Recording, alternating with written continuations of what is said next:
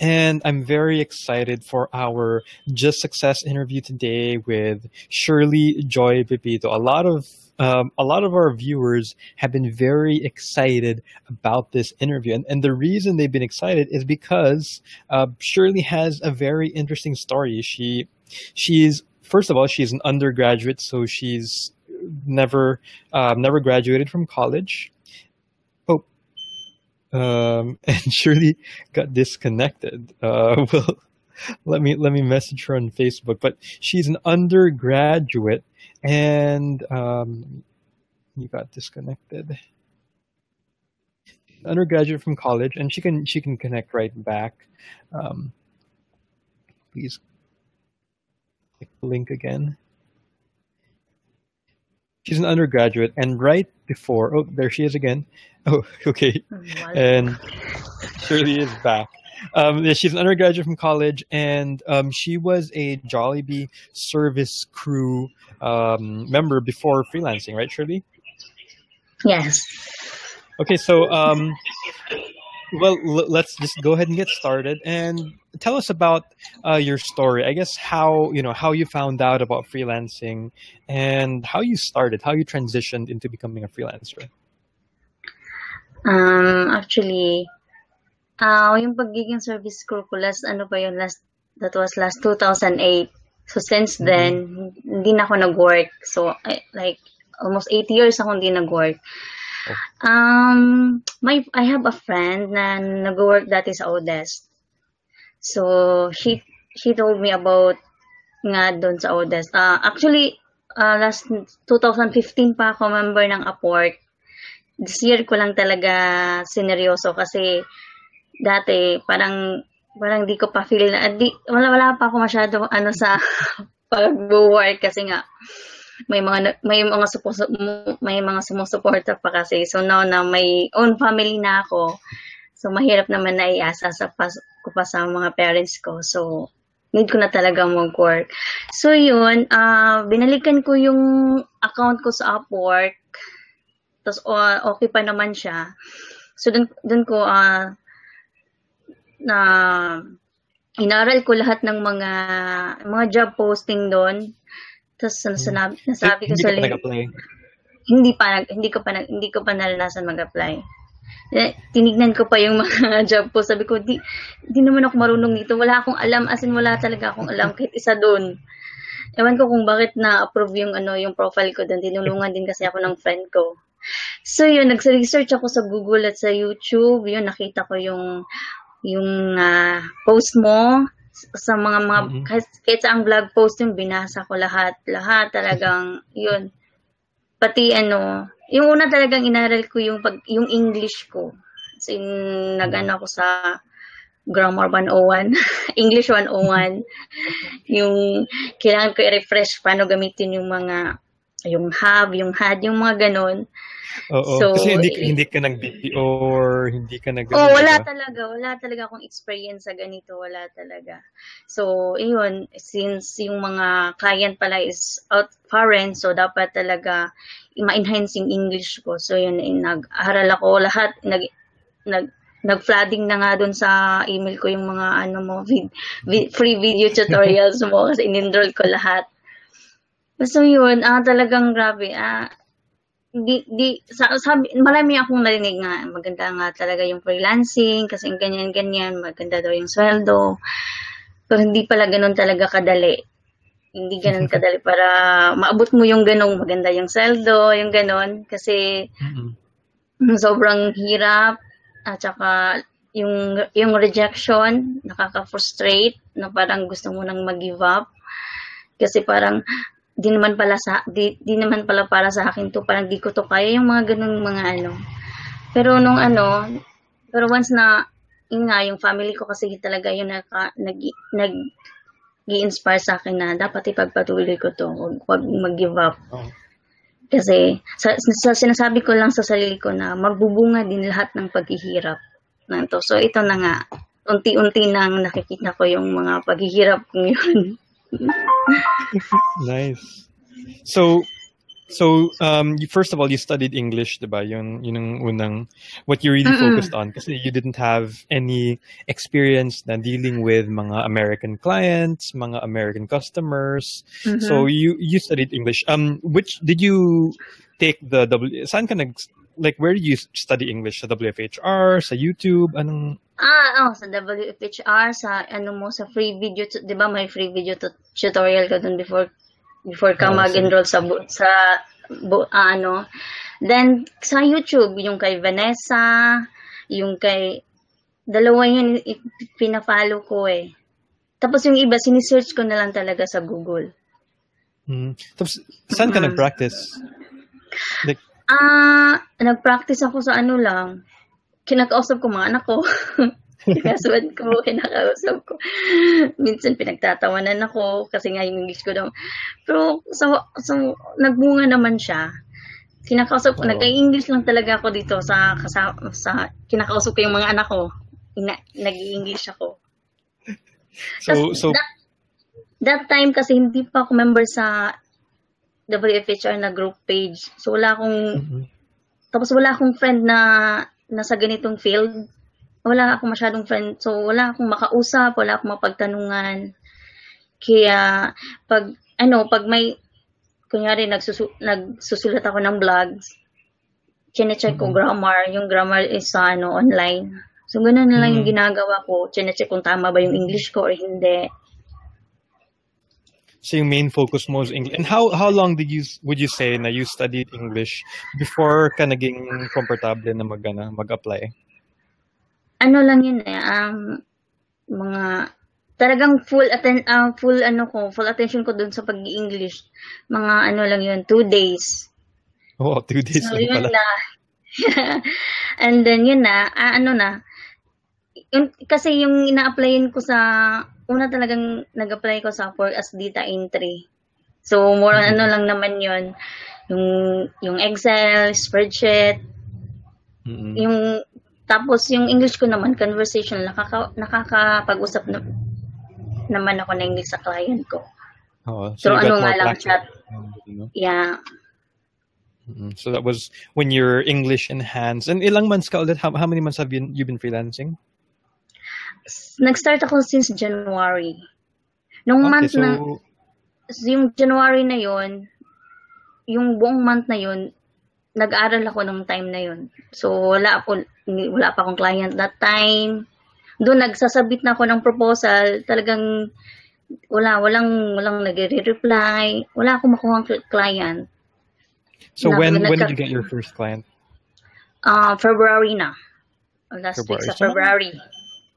Sa mga almost 2 months, it wasn't that long naman na from the time you started learning and then the time you got hired, di ba?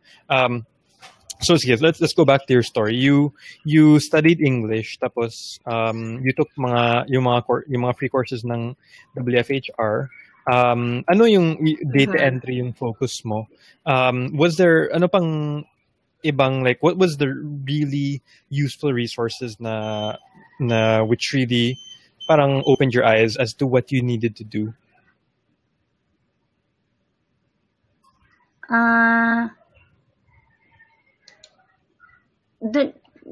Kasi pina-follow ko lang yung mga video tutorial mo. Talagang sinusunod ko lahat yon, kung ano yung gagawin next, kung ano yung lahat step by step, talagang sinunod ko yon.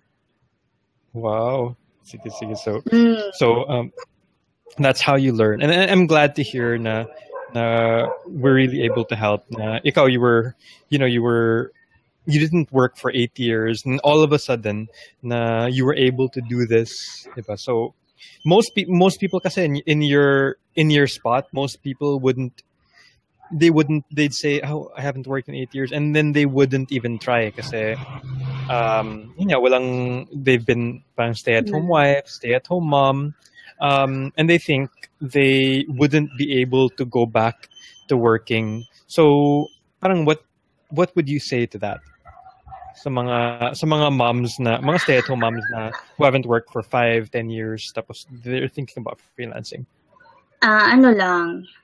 have an inspiration. Ganun lang talaga. Tapos, maniwala ka sa sarili mo na kaya mo. Ako nga, talagang nung una, sabi ko, kasi nga hindi ako nakatapos ng college, di ba? Hanggang first year college lang ako. So sabi, nung inaral ko na talaga yung freelancing, sabi ko, ang hirap pala talaga ng walang pinag-aralan. Parang nung time na yun, gusto ko sanang, parang nanghina ako.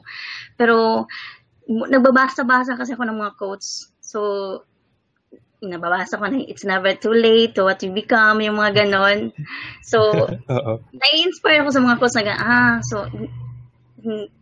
kaya ko to. So, ganyan lang talaga yung sinasabi ko sa sarili mo, na maniwala ka sa sarili mo na kaya mo. No? Tsaka, kasi nung from January to February, talagang 24/7, wala akong tulog, inaral ko talaga kasi eager na ako magkatrabaho kasi nga gipit na sobra. So talagang hindi na ako natutulog, lahat talaga. Kahit hindi ko na alam kung sana napunta ang mga kahit saang site na ako napunta para lang talaga matuto. Kasi wala akong mapagtanungan that time. Kasi nga hindi pa ako member ng WFHR. Si YouTube lang talaga at si Google yung pinagtatanungan ko. Pero hindi ka naman nag-comment sa YouTube videos ko sa naglagay. Hindi kasi nahihiya kasi ako. Lang ako, silent viewer. Hindi ako nagko-comment. Nahihiya kasi ako. Kasi ako kasi natao, ayoko yung parang may napoprowesyo ako, yung ganon. So, as much as kaya kong i-research sa sarili ko, as much as kaya ko namang makuha yung mga sagot na yun through my own initiative, ginagawa ko. Pero pag di na talaga kaya, yung time na nagtatanong na ako. And that's one very good trait as a freelancer talaga. Kasi even those, like what you said earlier, because you didn't go to college, parang na-feel mo na it's very hard. Pero even those who've been through college, it's still really hard for them. Pero what I see in you kasi is your trait of being resourceful talaga, na you don't rely on other people. If you can Google it, ginugol mo lahat, research mo lahat, and that's what can really make you a successful freelancer. Kahit you don't have the skills, even though you still had to learn English ulit. You had to review your English. You had to learn how to do data entry, how to do Excel. Yun lahat. What really made you parang be successful is your resourcefulness, and that's what I want our viewers to see, is that it's resourcefulness talaga. Walang work for ilang years, walang college. It's most people would think na wala nang pag-asa. Pero you were still pushing kahit papaano, and that's very inspirational to a lot of people. So I really like that about you. Well, I'm just gonna greet a few people. May comment ka ba dun? Wala, yun lang talaga. Never stop learning. Never stop learning. Ikaw, you were more than 1 month, parang 24/7, mga tutorials, mga blog posts. And until now, talagang nag-aaral pa rin ako para mas madagdagan yung skills ko. And you keep on improving, diba? Kasi when you first started, I think this is a good time to ask this question. And by the way, guys, thank you for joining us. If you have questions, please comment on the WFHR post so we can ask them. But this is a good time to ask this question. Your first client on Upwork, long-term fixed project, and I guess you can walk us through yung first project mo until today, parang yung relationship and what you were doing sa clients mo. Yung naging first client ko sa Upwork, fixed price yon, $5.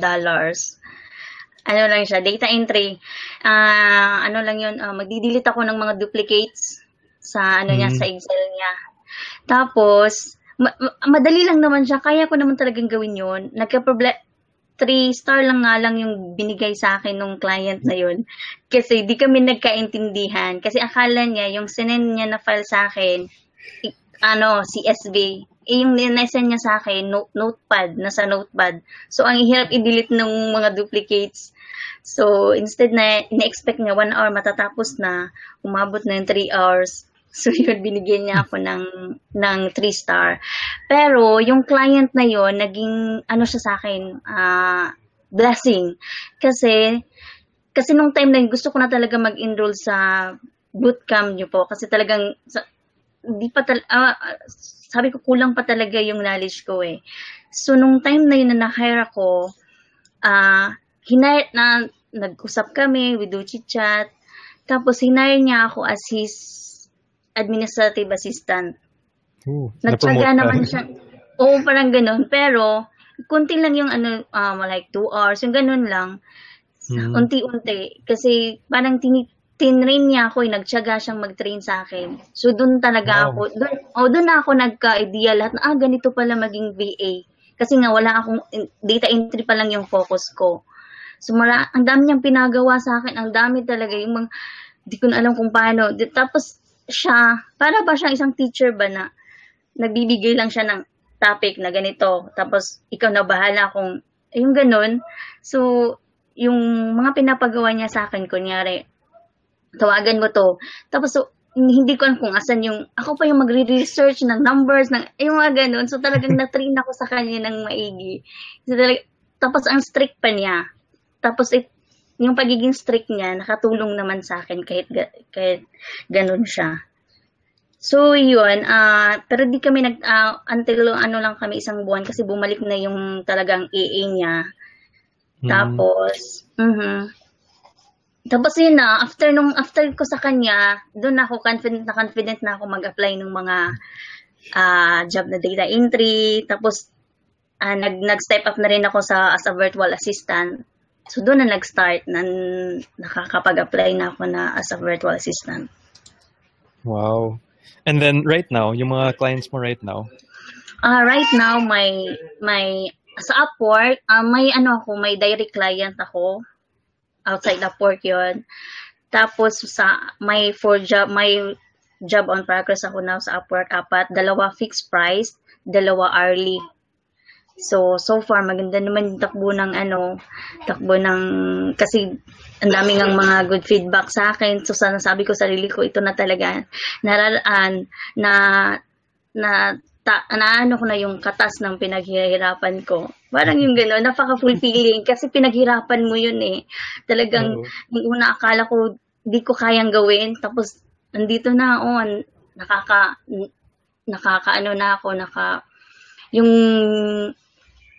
yung ina-expect ko nga na sahod ko, biyan pa. So, parang gano'n, napaka-fulfilling na kaya ko pala, nakaya ko, at kakayanin ko pa. Parang gano'n. And the good thing is you keep on, diba, like you said, you keep on improving yourself, you keep on learning new things, and that's what really makes you, that's what really makes a successful and top earning freelancer na you keep on improving na kahit na you've gone beyond your goal na, diba, parang you can just relax na, pero you're still studying, diba, you're still learning new things.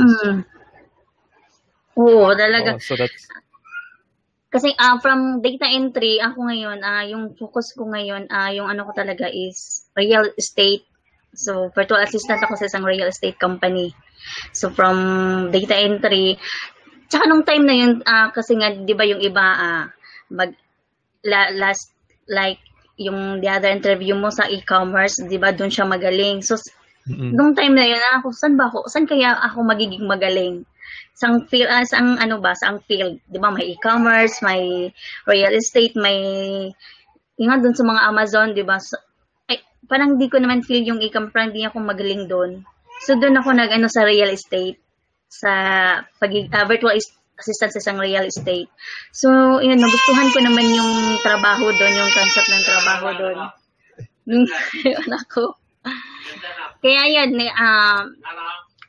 tsaka inaral ko ulit yung pagiging yung kung ano yung trabaho ng isang real estate. So until and now most of my client talaga yung 5 kasi 5 sila, yung 4 doon real estate. Yung isa social media. Mm. Yung apat, what are you doing for the other four usually? Like normal ano, demo. yung ano lang, more on ko researching sa kanila. Yung lead generation, yun mostly yung trabaho ko sa kanila. So, yung mga client ko, bawat sa kanila, nag-duty lang ako ng 2 to 3 hours, 4 to 5 hours, yung mga ganun. So kaya ko silang, namamanage ko sila ng mabuti kasi, lang I am more on researching, kukuha ng mga list sa counter records, yung mga ganun. I'm still more on data entry. Research and data. So, by now, magaling ka na mag-research. Kasi ilang Magaling months ka na. na research. At saka, din, nakatulong din talaga sa akin yung pagiging resourceful ko. Kasi nga, yung client ko, hindi pa nila na, pwede pala dun mag-research. So, na-amaze sila. Kaya masaya rin ako kasi ganun din yung naging feedback ng client sa akin. Mas magaling ka pa sa client mag-research ngayon. Galing mo. There's a question here na saan ba yan? Ang daming na-inspire sa iyo. Hi, thank you. Daming na-inspire. Ito, and you answered this earlier. Tanggap po ba kayo agad sa Upwork? And you said you weren't accepted right away, diba? You had to apply multiple times. Parang ilang times ka nag-apply before ka natanggap? Nung January, naubos yung connects ko, yung 60 connects ko, hindi ako natanggap. Then pagka February, alam mo yung last 2 connects ko na lang talaga yun. Last 2 connects ko na lang talaga. Tsaka, yun, last 2 connects ko, na-hire ako dun sa yung fixed price na $5. Then, yun nga, hinire niya ako as his part-time AA. So, tapos, naubos na yung I have to wait for, mag-reset yung connects. Tapos, after nun, mga pa talaga, hindi pa rin ako nagka-job ulit sa Upwork. Kasi ang hirap talaga, napaka-competitive din talaga kasi ng Upwork, di ba? Hindi ka basta-basta kasi ang dami nyo nag-a-apply whole world. So, every time nag-a-apply ako doon, talagang sinasabayan ko ng pray. Na, Lord, sana matanggap ako dito, gano'n.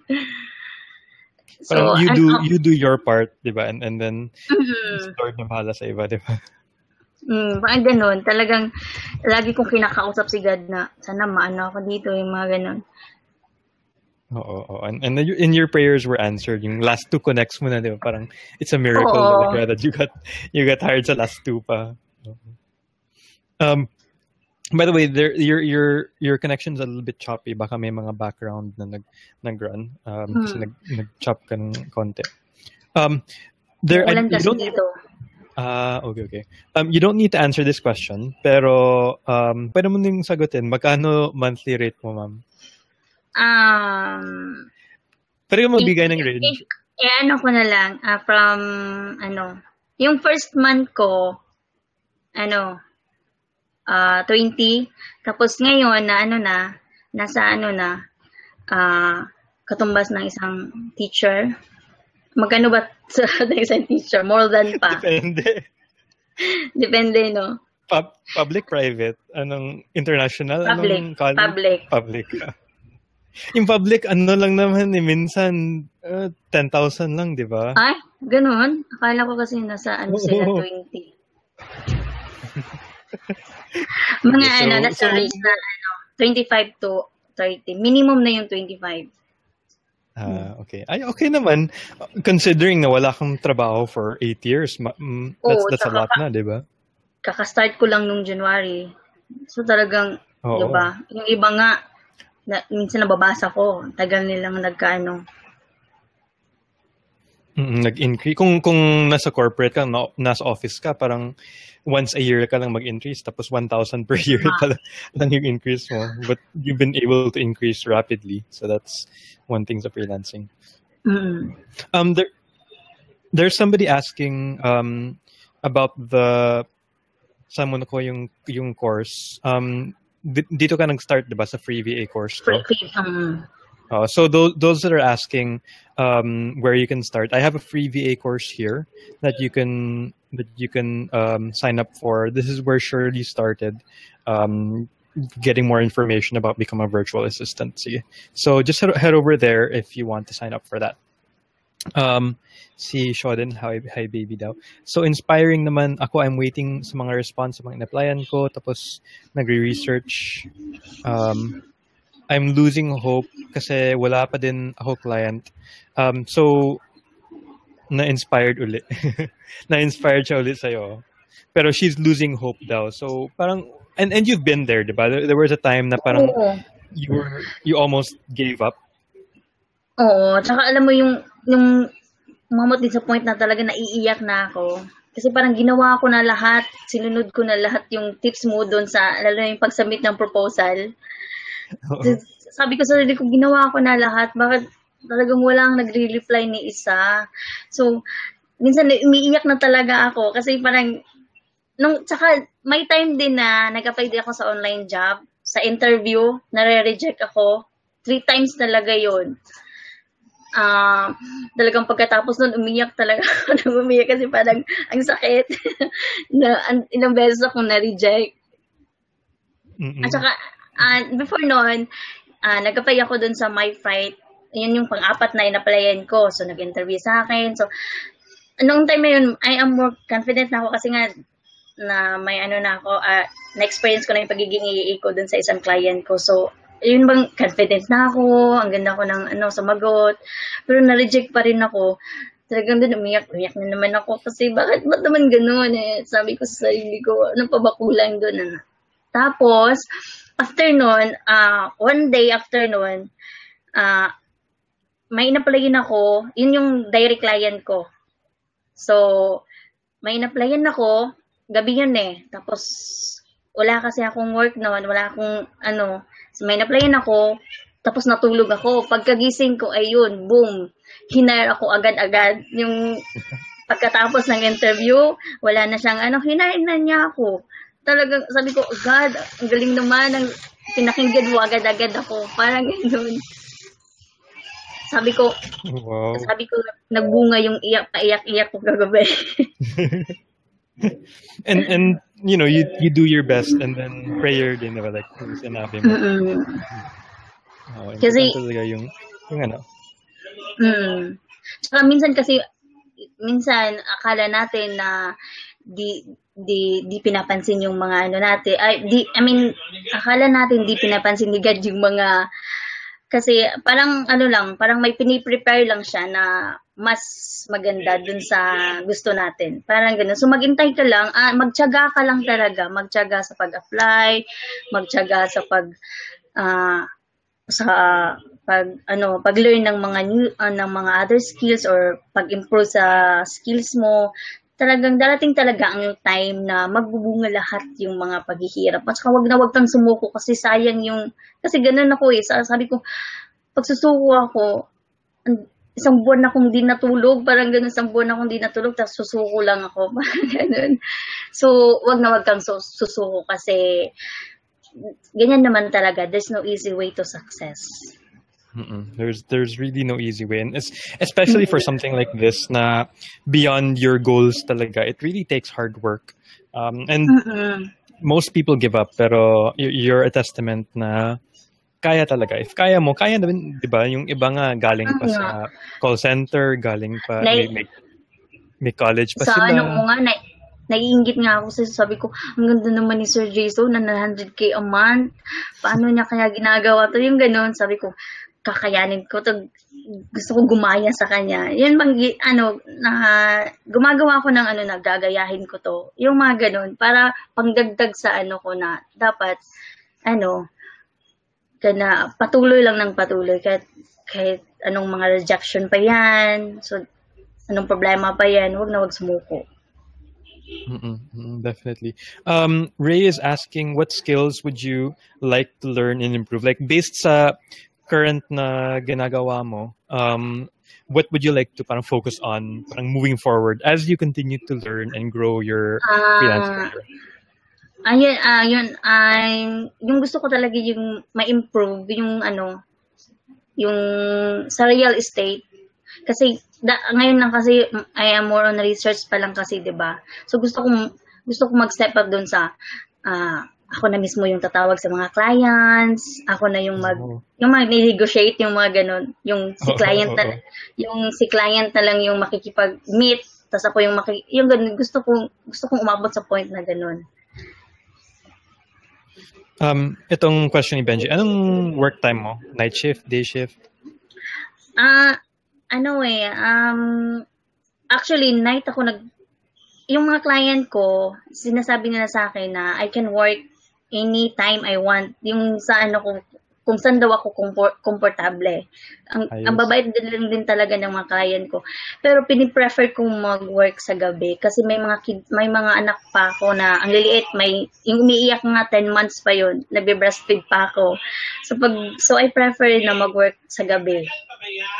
Kasi doon ako mas nakakapag-focus at saka walang istorbo. Pero ilang hours ka natutulog usually sa isang araw? Sa isang araw, 3 hours. Tapos sa gabi, natutulog ako from 8 to gumigising ako 12 a.m. until morning na yan. So parang may 3 hours ka sa araw tapos may 4 hours ka sa gabi, parang ganun. Pero pagka 3 or 4 a.m., mga ganun, sa tulog din akong gumigising ng 6 or 7, ganyan. So at least may on average, parang lahat may 6 hours, ganun. Okay naman. Okay, that's good naman. Para at least healthy ka, diba? Kasi if you don't get enough sleep, you might get sick and hindi ka na makapagtrabaho. Wala ka ng income kung ganun. So you have to take care of yourself talaga. Sabi ni Sean, 18,500 pala yung average earnings ng teacher. More than that.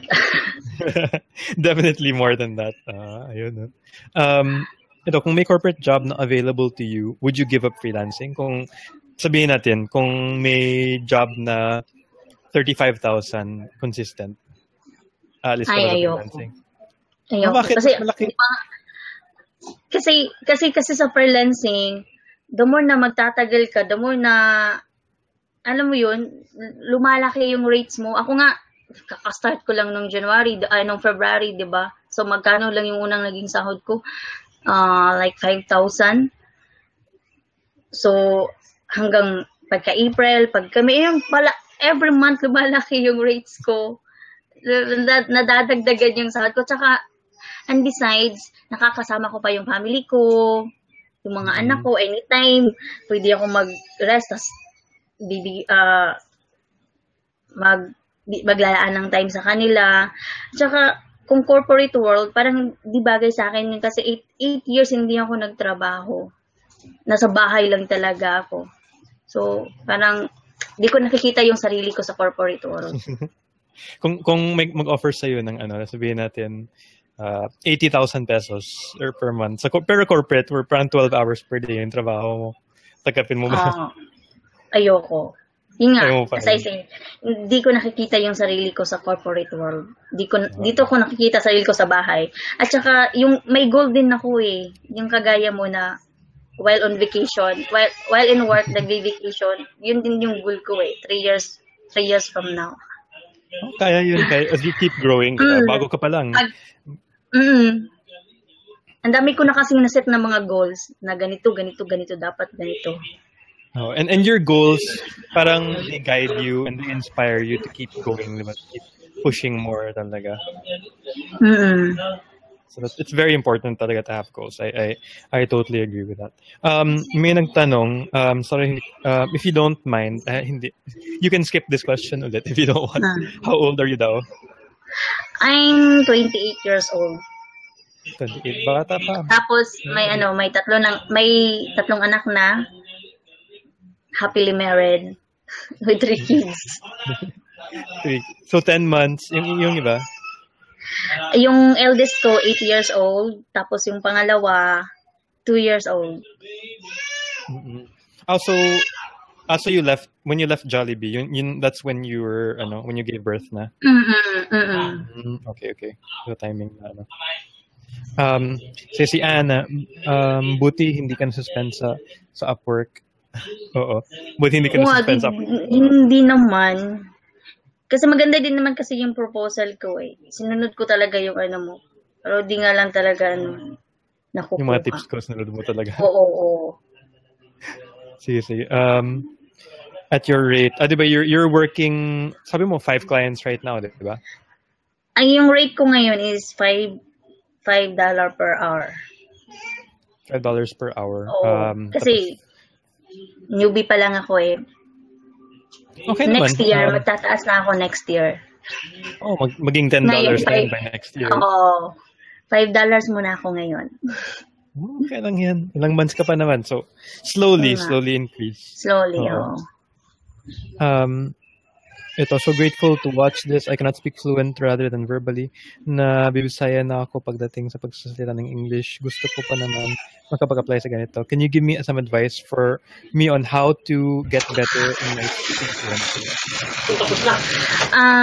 Yun lang. Magbasa ng English.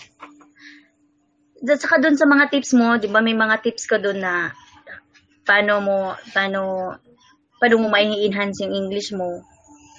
Yun lang yung sinusunod ko eh. Nagbabasa-basa ng mga English, nagsasalita ng mga English, yung ganun. Para maging, umiiyak na yung anak ko. Ito, baby ko. Hindi kay mami. Gusto niyo kay mami pala? Oo. Kasi mama's girl to eh. Oh? So, if you want to see yung mga tips what were you saying? Sorry, go ahead. Ganito kahirap yung sa side ko kasi nga minsan nga nag-work ako, nag-breastfeed, ayan, nag-type ng gano'n. So, talagang, di gano'n kadali. Pero worth it naman talaga. Cute naman ng baby mo, ah. Hi! Wave. Hi! Ang cute. By the way, if you want to baby. Okay lang. If you want to see the tips na sinabi ni Shirley, this is where you can get the free English course ko. Nagbigay ako ng mga tips dun. We have another question here. Watching videos like this, I'm still reading some of your free course, but planning to start applying. Plan ko din mag-enroll sa bootcamp. Thanks. Okay. Share ng videos mo. Oh, thank you. Before you apply in Upwork, I suggest you, if you're planning to enroll in the bootcamp, enroll ka muna para makuha mo yung ibang tips mo, rather than applying right now. Ang daming nag-hi sa baby. Ang cute ng smile daw. Sabi ni Divine, you deserve all the blessings talaga. Galing Thank talaga. You. Ang daming nung nag-post ako dun sa sa group page, ang daming nag-PPN sa akin, ang daming nagtatanong. So, ina-advise ko na lang sa kanila na mag-enroll kasi mas magiging confident ka eh pag alam mo, pag marami ka ng kasi di rin kasi madali na yung mag-self-study kasi di mo alam kung saan ka magsisimula. Di mo alam kung saan ka saang site ka pupunta. So, advice ko talaga sa mga newbie, kung po pwede, mag-enroll na lang kayo. Pero kung matyaga kayo kagaya ko, pwede na lang hindi. Kung resourceful kayo kagaya ko, pwede na lang hindi. Pero mas mas okay talaga kung mag-enroll. We see, and thank you for that. We see a lot of success kasi we do share yung mga best practices, yung mga ganun. Gusto talaga gusto niya yung mic eh. Oo. Gusto niya yung mic. Where was I here? Natawa sa akin daw. Want to enroll. So a couple of your questions, Shirley already answered them. So if you want to review, I suggest we'll have the replay of this interview, parang 5 minutes after this ends. So you can definitely watch the replay. I suggest you do if you arrived late, because there's a lot of information, a lot of inspiration that you can get from this. Sabi ni Leanne, if there's a will, there's a way talaga. There's a way. And And you are really a testament to that. So as we parang close out, unless you have other questions, guys, let's see if you have other questions. Pero wala natong questions that weren't answered already. Lumabas na yung mga Jollibee service crew. Mga former Jollibee Sila crew. basa na yung mga service ko. Proud to be. Proud Jollibee. Oo. I just want to ask, what's your advice? Parang if you had one piece of advice sa mga, I guess, newbie freelancers na na-discourage, na, that aren't getting hired, aside, sinabi mo, enrolling in the bootcamp, parang ano pa yung ibang advice na mabigay mo sa kanila? Ano ba? Yung ginagawa ko kasi, ano lang talaga. Yun lang, huwag agad mag-give up. At saka, ano mo yung sarili mo sa mga, yun nga, never stop learning. Araw-araw, dapat may, yung ganun, mag-ano lang talaga. Magbasa-basa sa mga blog post, mga post lalo sa WFHR, sa mga ano mo. Ayun, tsaka, ano pa ba? Tsaka mag-pray lang, huwag kalimutan na mag-pray lagi. Yung anak ko, gusto ko rin yung hike. At saka magtiyaga. There's no easy way to success. Kaya, yun. So yung magtiyaga, keep praying, keep working hard. And I think one big factor talaga is being inspired, having the goals, like yes, is a huge inspiration. Oo, at saka mag-set ka lagi ng goals na ito talaga yung gusto mong abutin. Like for 6 months, gusto mo abutin tong ganito, for 1 year, kasi ganyan yung ginagawa ko eh. For 6 months ganito dapat, for 1 year ganito na dapat. So ganun, set a goals lagi. And keep on dreaming. Set goals and keep dreaming. So we'll wrap up. We'll wrap up with this kasi ibigay mo na yung mic sa video. Pero thank you so much for this, Shirley. You've inspired a lot of people today. And then we'll have the replay, everybody. You can watch the replay, and we'll put this on YouTube as well, so you can reach more people. And so I'm sure you'll inspire thousands of people, especially those who think na di nila kaya. You're a living testament na if kinaya mo, kaya din nila. Thank you so much, Shirley. Thank you. And thank you, Dad. Thank you sa mga nanood, guys. Thank you. Bye-bye. And good luck. Bye-bye. Bye-bye. Bye, baby. Bye-bye. See you. Bye-bye.